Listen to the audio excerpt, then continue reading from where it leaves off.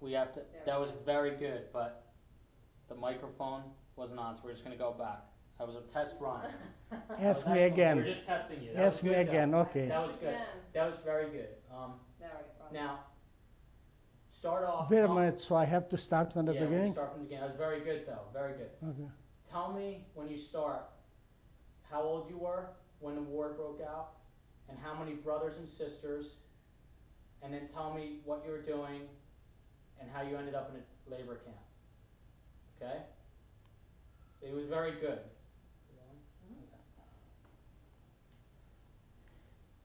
When the war broke out, when the second war broke out, I was about 27 years old.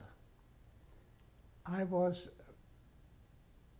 living in Budapest, Hungary, and my family was living in a town called Gerla in Transylvania. Transylvania is the part which before First War used to belong to Hungary. When the war, Second War, were worked out, it belonged to Romania.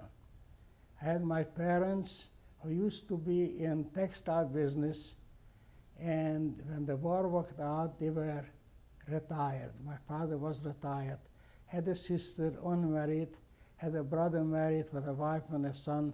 I had another brother who was single. I had two brothers living in the United States. They had families. One brother had 3 sons, and the other brother has 1 son. I was doing very well, being a tannery representative in Budapest, selling leather to handbag manufacturers and shoe factory manufacturers. And after a while, the Germans came to Hungary, and they came out with a law that the tanneries, big companies, could have only 8% office workers. I myself, as a representative of the tannery, selling leather for them, I belonged to the category, the office category, and I was fired. After firing me, I decided to go on business for myself. I went to business for myself. I was doing very well. Then in 1942, December 15, I was called to a working battalion. I was in the working battalion in January 1944, when my battalion was shipped to Poland. We were in Poland working. We were in a town called Stanislaw. We were working in a forest, cutting trees and shipping it by horse and wagon to an industrial railroad. This was going on till July 25th, 1944, when the Russians broke the line and they pushed back the Nazis. My battalion had 240 people. In some, we decided we are run over to the Russians. The reason was because we find out that the Nazis formed ghettos and shipping Jews to different camps, like Auschwitz. So from the 240 people, 120 people were running over to the Russians. Now the Russians made propaganda that he said, Jews come over, everybody will able to work in his own trade, and after the war we are going to send you home. This was a lie, because as soon as we ran over, they put us in camps with the Nazis. We were in a camp of 13,000 people. They were Germans, Austrians, Hungarian, Romanian, Italian, Spanish, Polish soldiers, and we were 180 Jews in this camp. The camp was very, very bad at the beginning. We had to work very hard, and then they came end of the summer, we were in the Ukraine in a town called Zaporozhye. And they told us when we got there that here is socialism. It is no difference between Germans, Austrians, Hungarians, Romanians, Polish, Italians, or Spanish, or Jews. We are all working against the Russians, and we destroy their factories, and we will have to rebuild the factories, and after we will rebuild the factories, they are going to send us home. So they specifies that there's no different Jews who are working as slave work for the Nazis, or the Nazis who are using guns against the Russians. So I was in camp, and at the beginning I had it very badly. And then I decided, I saw it's very important to know the language, to know Russian. And the food, what we got was very bad. We got soup in the morning, soup for lunch, soup in the evening. And they gave us bread in the evening, very bad quality bread. So I decided to buy for my evening bread and my evening soup 2 nights for 2 evenings a dictionary. And I started to learn Russian. Eventually I became an interpreter, which was a little easier, but I have to walk every day. By then was snow. I was walking with 200 soldiers in ex-slave workers to factories. And when I got to there, we had to walk 4 kilometers in snow. And when we got there, then I was the one who reported in Russian that I have 200 workers. And I was told that they need 20 carpenters, they get so many bricklayers, so many this kid, and I was giving the workers, and eventually I had to work too, even I was an interpreter. So this was going on for a while, and then after a while they told us they're going to send us home. Instead of sending us home, they sent us to a town called Kalinin, which is after Moscow, 125 kilometers is between Moscow and Leningrad. So we were there, and they sent us to, first we were in Kalinin. From Kalinin they sent us to a town called Novi Stroy, which means new development. And we were building homes from prefabricated materials from Finland. The norm was for 8 workers, 16 days to put up the base of the base was the Russians put the base, and we had to put up the wooden homes. Took us 16 days for 8 men. So some people were working, making floors, some people were putting the roof, some put the sides. So this is what we are doing for a while. And from there, they sent us to a small town called Kalinin.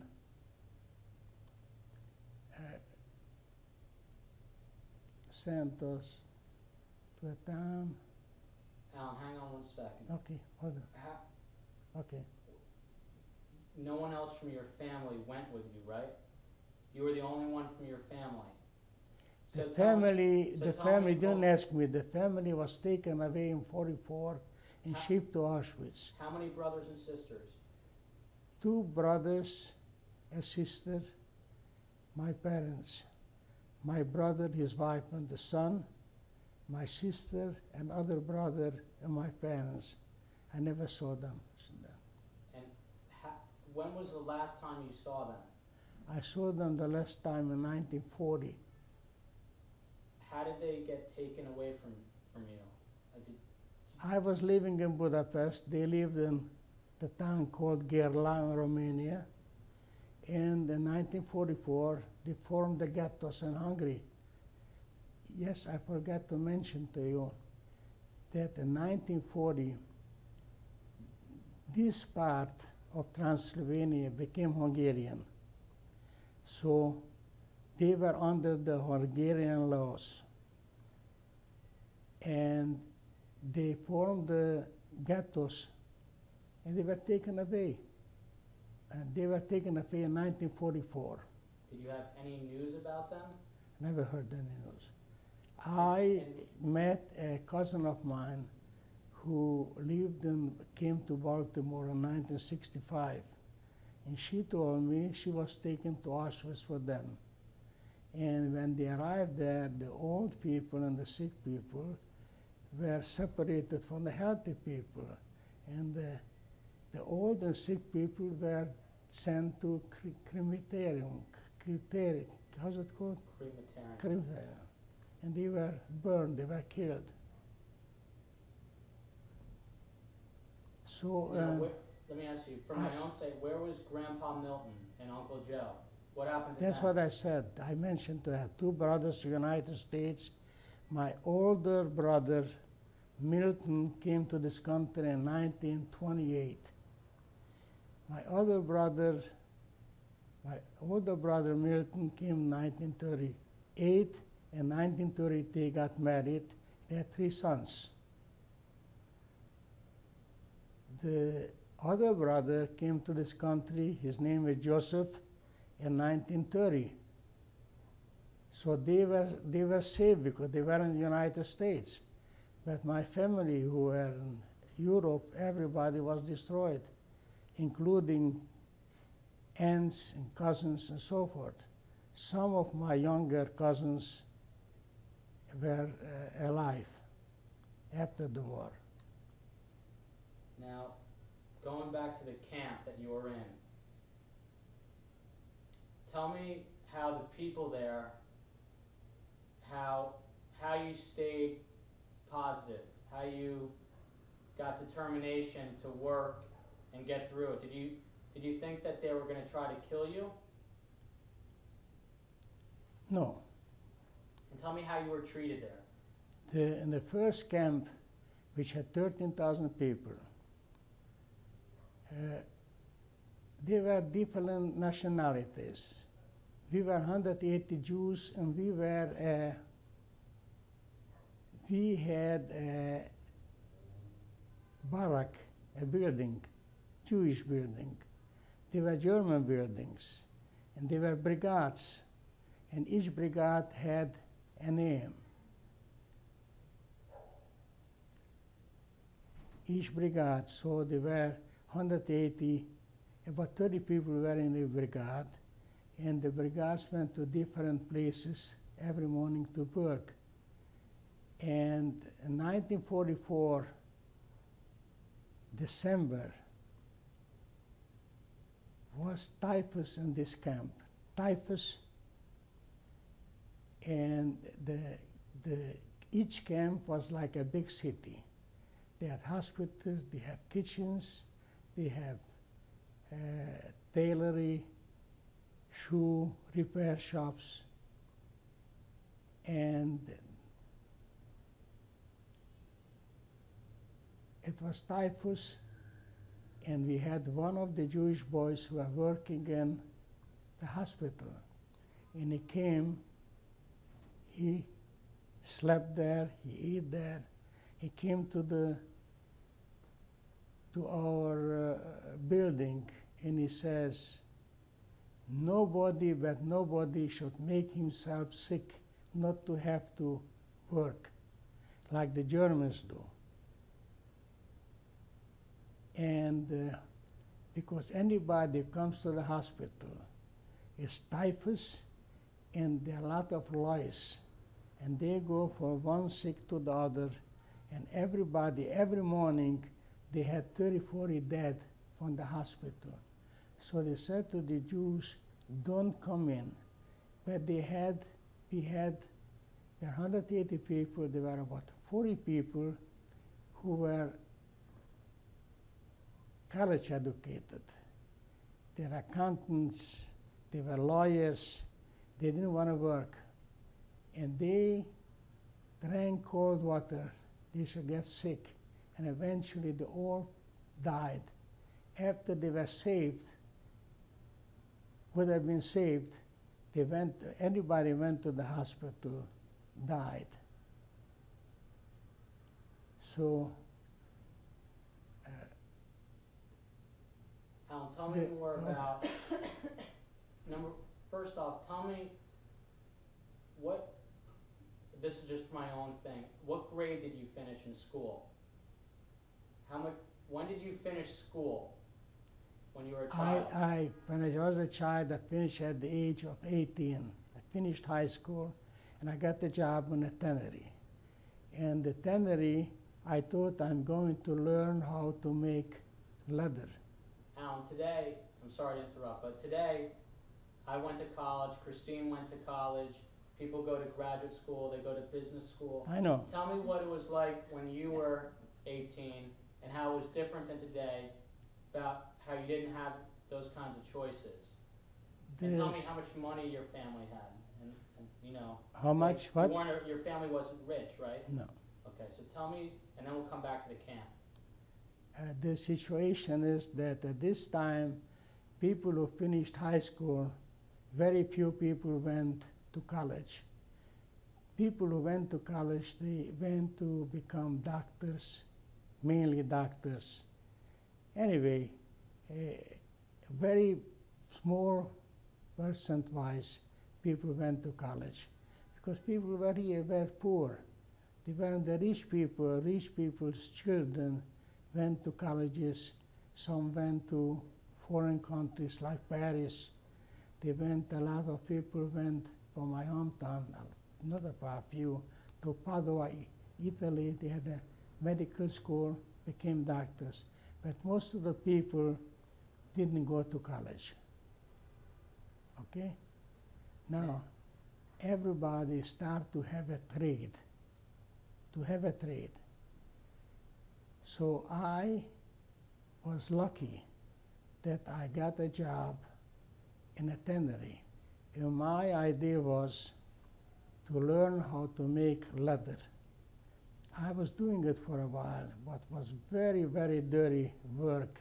And my hands were always dirty from the paint, and I had to work with very smelly hides. So I asked him that I would like to be with the sorting, to learn how to sort leather, and eventually to be with the sales. And that's what happened. I was sorting leather, I was packing leather, and eventually they started to send me to nearby cities, to smaller shoe factories, to sell leather, and they taught me how to speak to the customer. I remember, I will never forget, they told me the customer is always right. Never argue with them. And I was selling leather, I was doing it for close to a year. Then one day they decided, must have been 21 years old or so, they decided to send me to Bucharest, Romania, which had 1 million people. And there I was selling leather to the leather goods people, also always to manufacturers. And this I was doing for a while. Then in 1940, they decided to open in Hungary an office, sales office.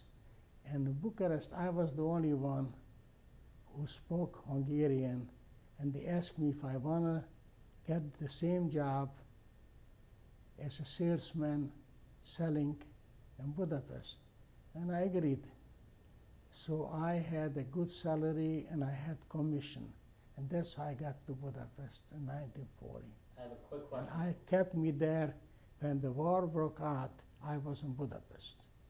Those people who were in Bucharest, they were luckier because the Romanians didn't have concentration camps. They didn't send away the Jews like the Hungarians did. I have a dumb question. When you started working, did you like it? Is it something that you wanted to do? Or is it something that you had to do to survive? I liked it.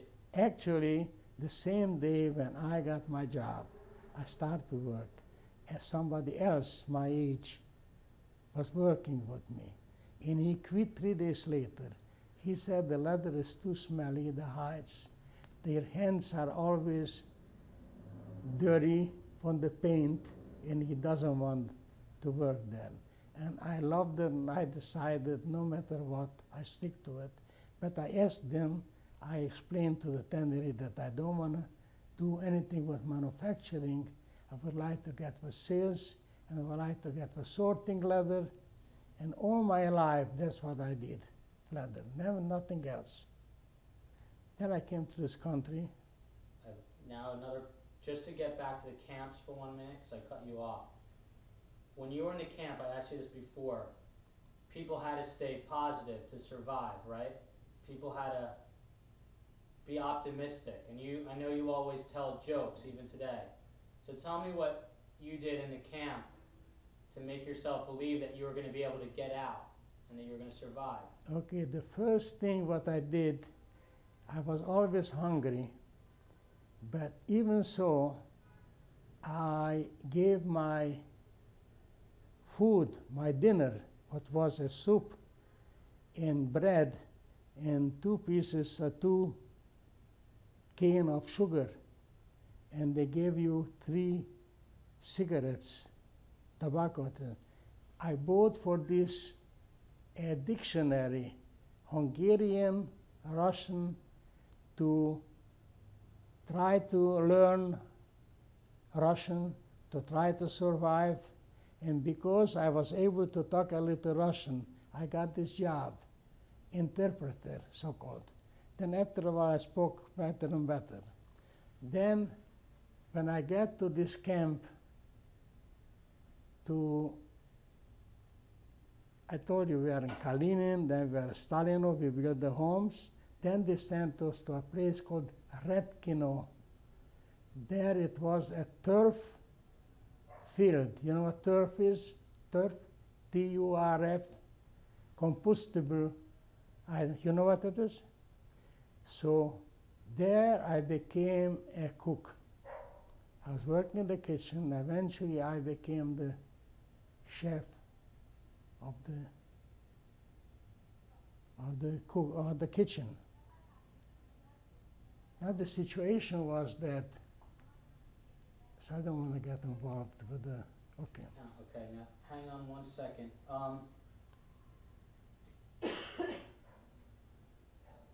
Tell me what, right after you got out of the camp, is that when you found out about your family? I know before. Tell me what you did right when you were freed again. When I was free, And tell me how you I felt. find out I felt very depressed. I lost all my family. I went to my hometown, and I couldn't find anybody, just cousins, few cousins. And they told me what happened. So my aim was to get to United States. The only living brothers were living here, Milton and Joe. So I came to Hungary, to Romania, to where I was born. And then I didn't find anybody, and I went to the border, and I proved them that I used to live in Budapest, and they let me go to Hungary. And then I wrote to Joe, I had his address, and I wrote to Milton, and eventually Joe helped me a lot to get to the United States. Joe helped me. So I came here, morally and financially destroyed.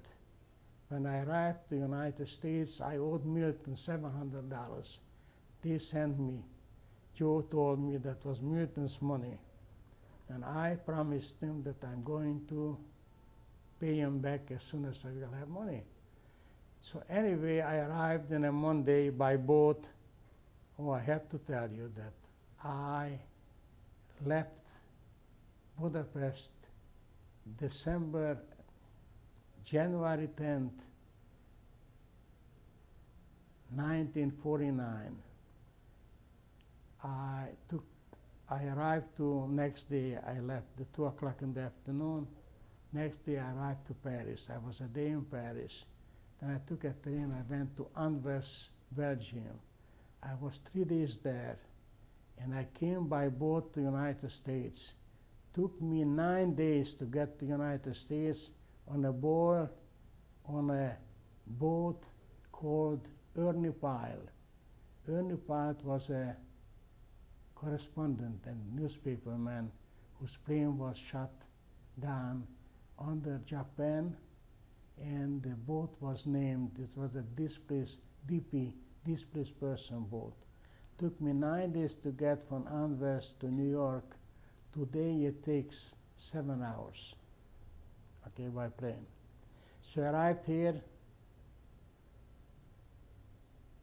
Tell me when you got here. All right, that's what I want to tell you. I arrived here. Well, I arrived here, and on Monday, Joe was waiting for me. I was staying with him. And Friday, I was invited to dinner to your parents, to my brother Milton. And my brother asked me, what did you do in Europe? I didn't see my brother maybe 25 years or more. So he asked me, so I told him that I was working at Tender. I became a sales representative. I had my business for a while. So what do you want to do here? So I said I would like to get a job in a leather place to learn the trade, save a little money, and go in business for myself. So I will never forget, he told me in Jewish, "Die Chulemst, you are dreaming. It isn't so easy, you know. This was my dream. You know, that's what I thought." So my brother was very nice to me. He said he has a factory working with about 35 workers. Hold on. My brother was very nice to me. He says he has a factory making wallets from plastic. He has 35, 40 workers. He has a foreman.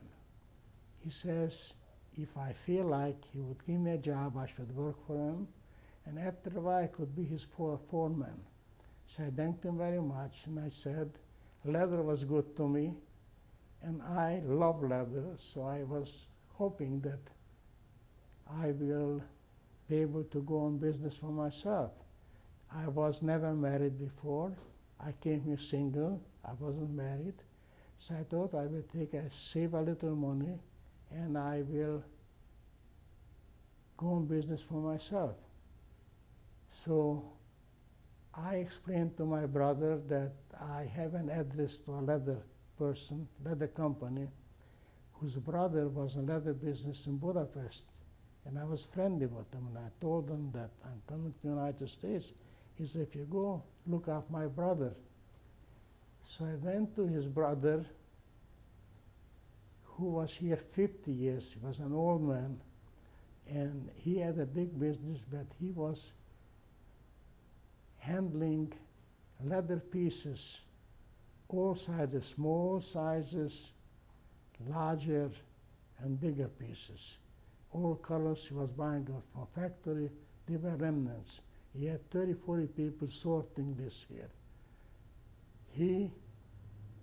When I told them I'm looking for a job, I told them I was working for a tannery selling leather. I had my business. He says, you don't want this.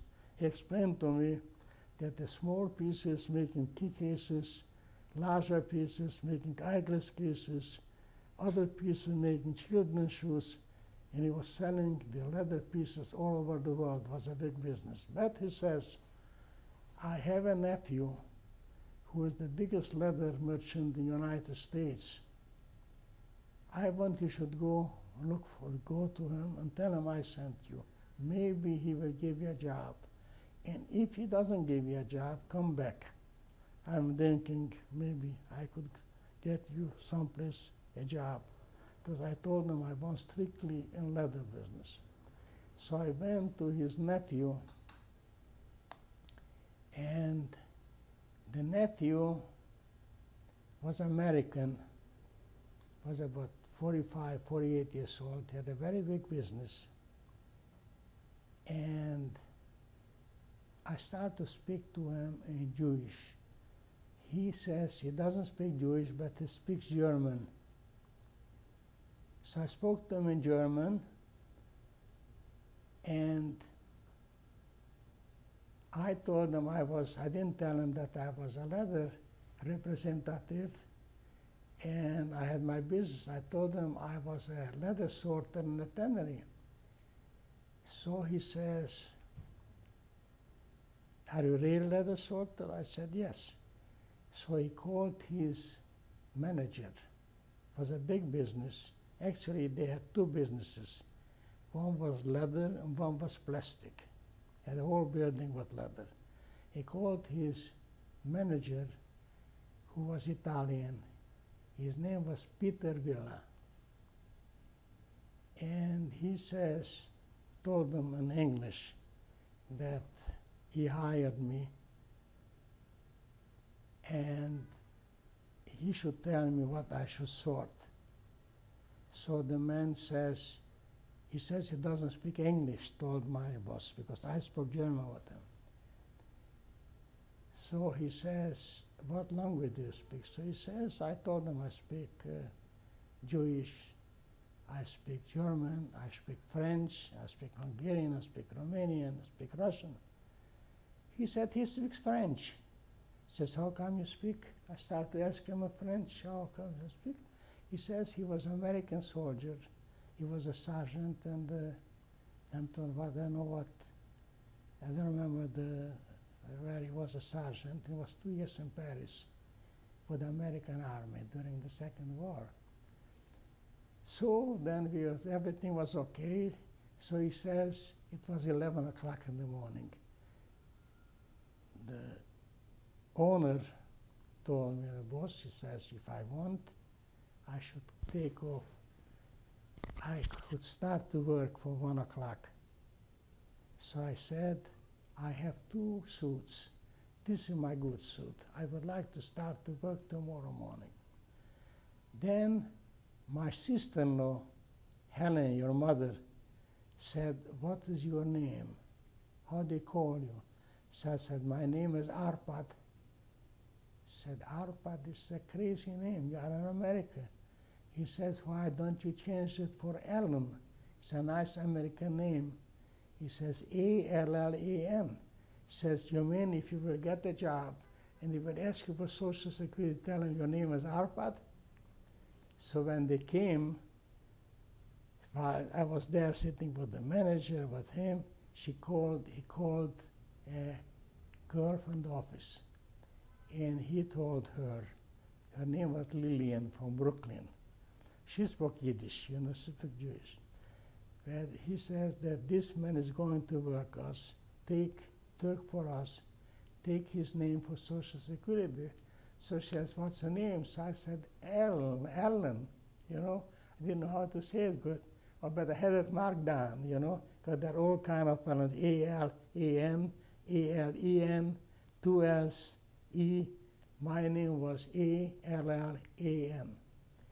So anyway, my name in Europe was Waldman with 2 N's. Anything which is man, German name, is 2 N. Here, Joe told me already, you need only 1 N. So they took the papers, everything. So in the morning, I came to work. So he asked me how much salary, how much do I want? My boss asked me. So I said, I came last week, I'm staying at my brother's. I don't know the dollars for.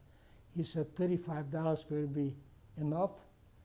So I told him myself, he said, $5 will be enough, not $35. I wanted that little job. So next day, next morning, his name was Peter Villa, they called him Pete. He told me what to sort. And he said, Friday evening, my boss told me, Peter will tell me I should come Monday or I shouldn't come. If it's not true that I am a leatherman, like I said, they don't need me. So Friday I got a check, and I came again Monday, $35. So Friday again I was invited to my brother Milton. And he says, I heard you got a job. I said, yes. He said, how much is your salary? So I said, $35 a week. So he said, my cheapest worker gets more. So I said, Milton, if he would have told me $5 would have been okay. I wanted to get in this trade. So anyway, the following week I got 40, then asked for a raise. 3 months later I got $75. And my brother got me a furnished room, 157th Street between Broadway and Amsterdam Avenue. I paid $8 for a furnished room a week. Alan, I have a question for you. Do you think that your experience at the labor camp, what made you such a hard worker? I was always a hard worker. You know, at the tannery, I was working hard. But in the labor camp, I had to work very hard. I didn't complain. Everything hard was good for me, you know. Why didn't you complain? I didn't. I mean, it was very hard, very tough. We paid sometimes. We worked 6.5 days sometimes, half day Sunday. We worked sometimes 8 hours, sometimes 10 hours. My aim was to survive. Now, the camp was very, very hard. It was a time when I was cleaning bricks. You know, it was a building factory bombed by the Nazis, and they put us to clean the bricks. So we cleaned the bricks, and then we had these Russian camps. It was windy, and we had a camp, and we put this way, you know the Russian hat? It was windy, and when we got home, we took off. We were like in a masquerade party. It was red all over from the brick, and here was empty, you know, because they had.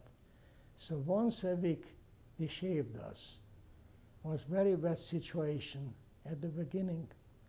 Every 4 weeks, we got a shower, and our clothes were cleaned, you know, disinfected. And by 4 weeks, everybody had lice. Everybody was dirty. So after 4 weeks, we are reborn, started from the beginning. So life was very tough, and every morning was very sad. When we went out to work, there were lined up the dead people. They were mainly Germans. The German soldiers who were marching in beautiful uniforms with boots in prison camps. They were neglected. They died like flies. They sold their food for cigarettes. They didn't eat. They wanted to get sick to get to the hospital, not to have work. They became the worst kind of people, the worst category. People in the camps were the Germans. The other nation, Austrians and Italians and Spanish and Polish, Hungarian, they were all trying to clean themselves. So what happened when we went out to work and I became an interpreter, I had a chance to wash myself. This was a very good thing to wash. Could you stop this here? I'm sorry, one second, I have a problem. Yeah, sorry. Okay. No? No, hold on. No, I left off, then you asked me questions. Right. Then I had the job, I had my furnished room, paid $8 a week. And I was having breakfast and Horn and Hardbelt. They don't have it anymore. For 25 cents, I had a breakfast. I had lunch for 40 cents. I had dinner for about $1. It was a delicatessen. I bought a quarter pound of salami, 2 pieces of bread, and I had 1 or 2 apples. And I had a beautiful figure. I lost about 20 pounds, but I saved money. My dream was to go in business. So I had a job for a year and a half. I forgot to tell you, when I got my job, I felt very inferior, that I couldn't speak to anybody. I didn't speak English. So I enrolled to Washington Irving High School for evening courses for 6 months. I went every week 3 times to school for 7:30 to 9:30, Monday, Wednesday, Friday. Every Thursday I went to a movie at 162nd Street and Broadway. For $1 I saw 2 pictures. And I bought myself for $3 a radio to listen to the news and learn English. Joe told me, it took me 40 minutes to get to work by subway. So I bought the news. There was news, and there was the Mirror. So Joe said, you buy those papers, a lot of pictures, and you can imagine things when you read what you're reading. So I wanted to learn very badly. So I went to this evening school, I had the newspaper, I went to the movies. I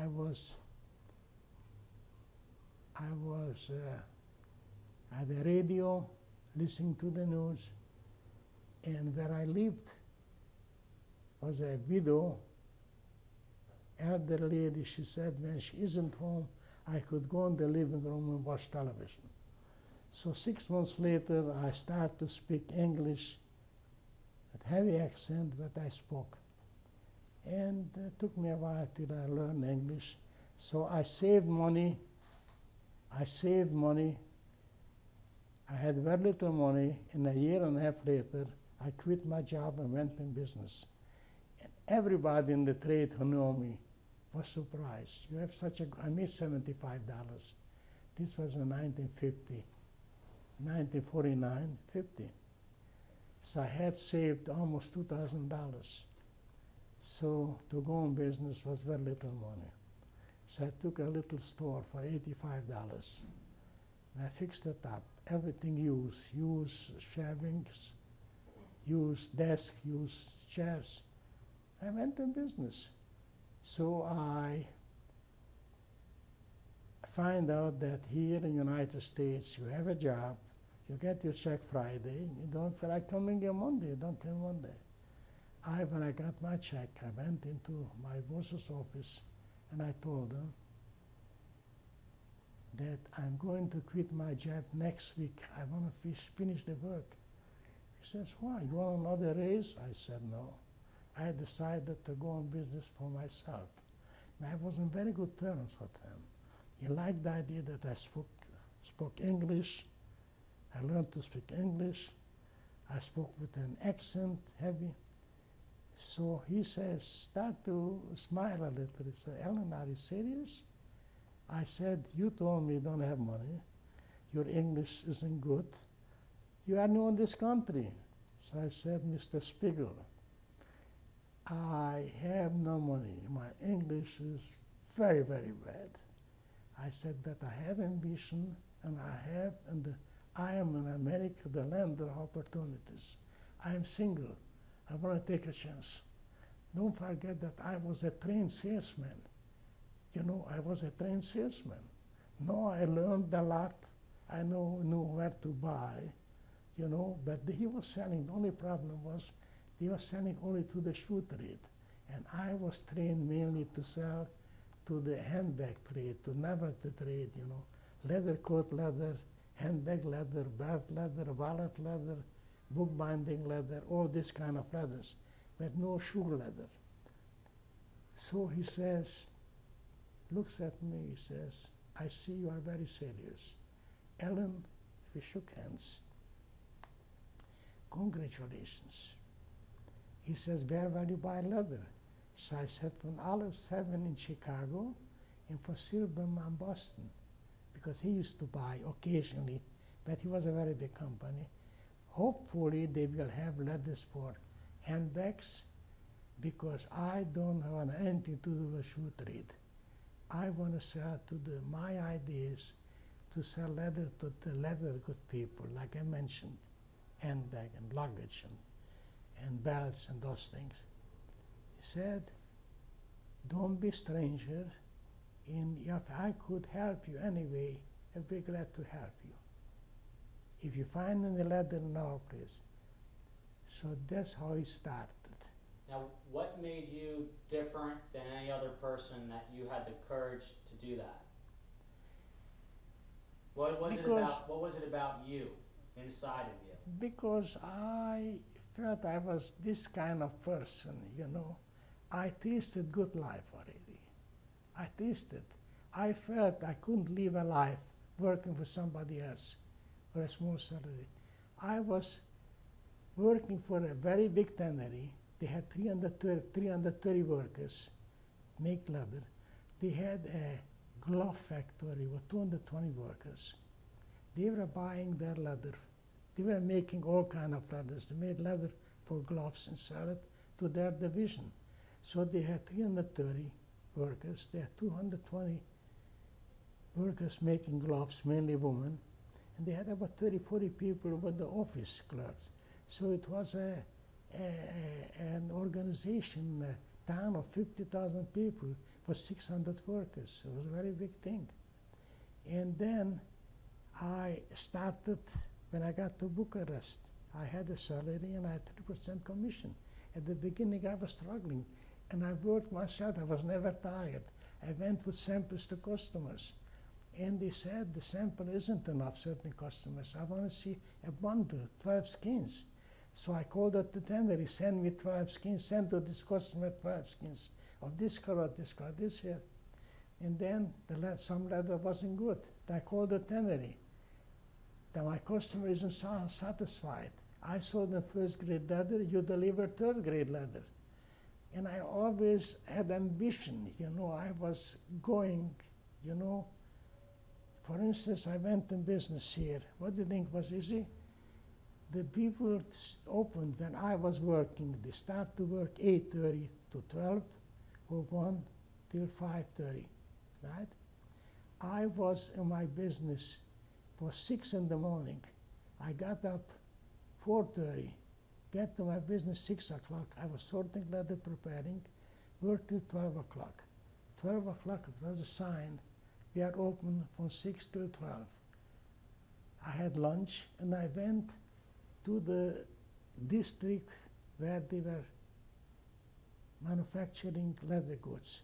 So I find out from the telephone book that most of the people who I'm looking for are between 26th and 34th Street, between 6th Avenue and Park Avenue. And I went in, almost every building had somebody using leather. So I had a black book with me, and I went in. I had business cards that said fine upper leathers. So I went to sell. So I didn't have enough leather. So I went to 2 companies who were handling this kind of leather, and I told them I used to work for J. Spiegel Incorporated. They said, we know who you are. I said, I'm in business. We know you're in business because it was a new company, you know, a small company. We were 92 leather merchants in the leather district when I opened. Today, the leather trade is so down, there are only about 14, 15. So I made agreement with one company that I will sell them. They gave me a bunch of samples, and this guy had a bunch of samples. This tannery, one was called Gittler Brothers. I marked on each sample G period, P period. The other was called Leather Exchange. I put an L period in each instead, and mine was Monopole Leather. The reason was Monopole Leather because the tannery's name was Monopole. So that's what I took here, monopole leather. When I liquidated my business, people wanted to buy my name. I said, not for sale. You understand? So I was 46 years in business. So, okay, so I will tell you the struggling, what happened. So I was, every afternoon I went to sell. And luckily, every afternoon I was selling. I was visiting 2-3 customers to buy anything.